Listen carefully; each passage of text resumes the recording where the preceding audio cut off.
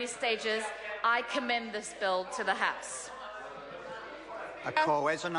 Lole-Taylor. Thank you, Mr. Speaker. Allow me to say to the former Speaker, there is a saying that to one without faith, no explanation is possible. No explanation is possible.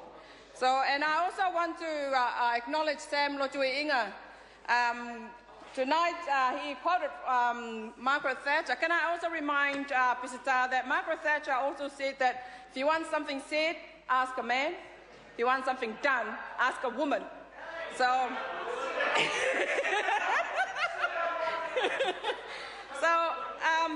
but first of all, allow me to say to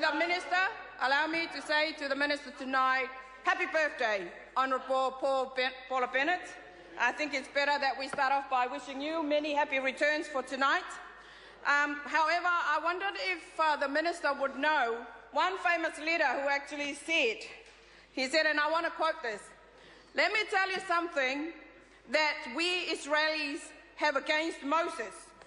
He took us 40 years through the desert in order to bring us to the one spot in the Middle East where there has no oil. No oil." And this bill reminds me of that, is that this bill introduced for the sake of being seen to be doing something. That's what this bill reminds me of. The Minister is taking New Zealand beneficiaries and ordinary New Zealanders on a fantasy job recruitment where there are no jobs. There are no jobs.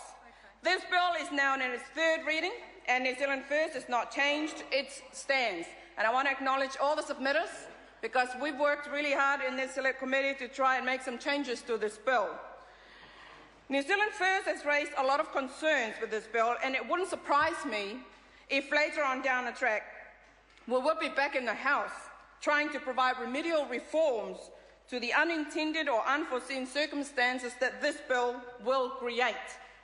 The Minister responsible, if I might say so, that it's troubling that this government is willing to put through a policy that will create more social harm than social good.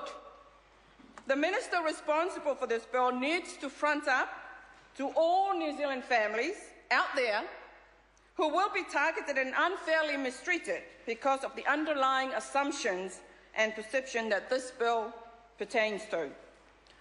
Is the Honourable Minister prepared to take responsibility and accountability for what she has put forward if it all falls apart? Is she? Is she really?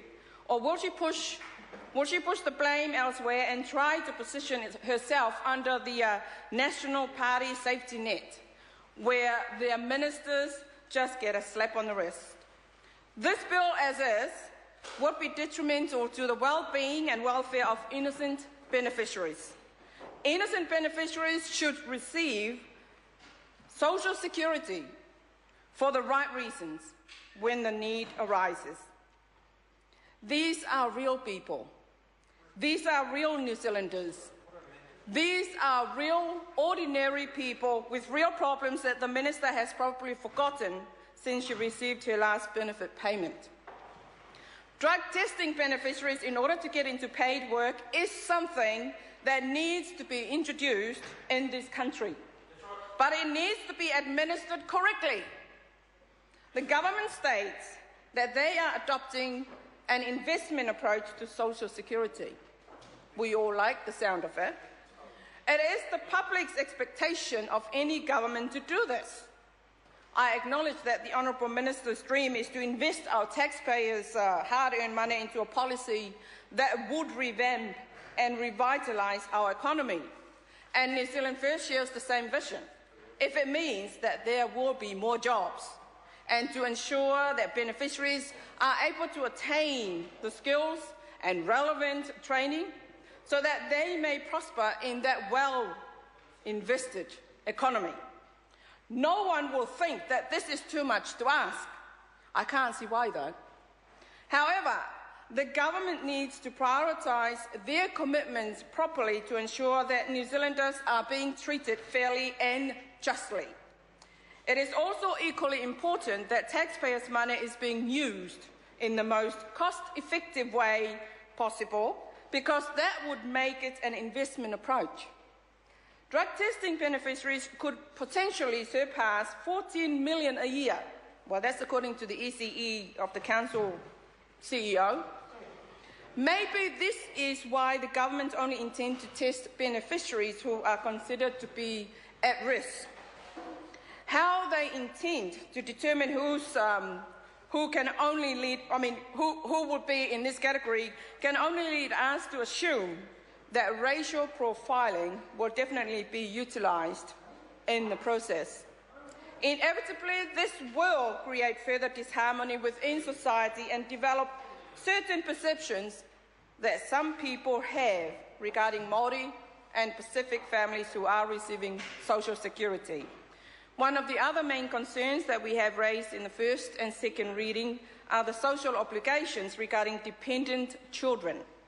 This government cannot be serious about taking away the rights of parents to raise their children the way they see fit. The very early stage of any child needs to be around their parents.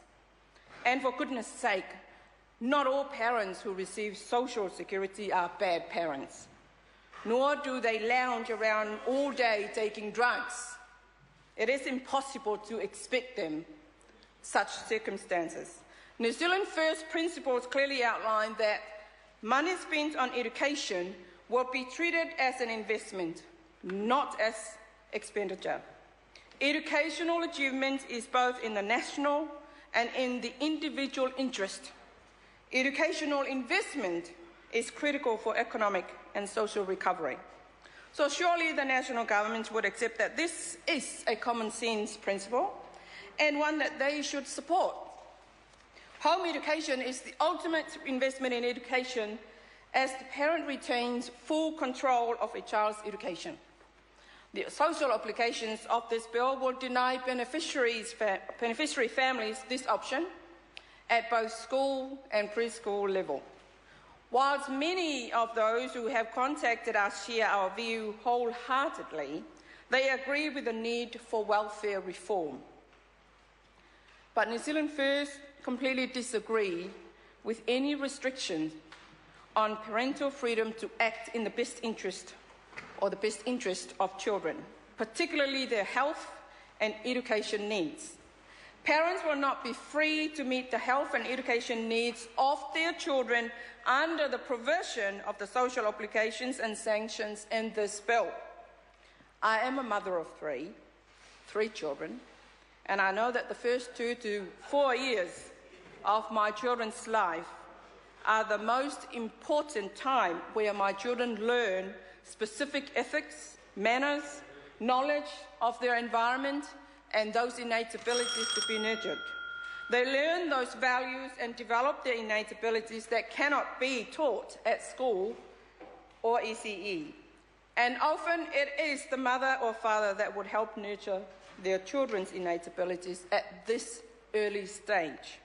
We may be having problems with educational underachievement amongst our young children, but it is also punitive to enforce such policy. Mr. Speaker, this is not a scenario, this bill is not a scenario this government wants to espouse. Unfortunately, this is what will happen if this bill continues to be passed in this House. There are other more effective alternatives that would fulfil this government's investment approach more appropriately. It's about being tough but fair. It's about reinforcing egalitarian values which underpin our democracy with people's basic human rights.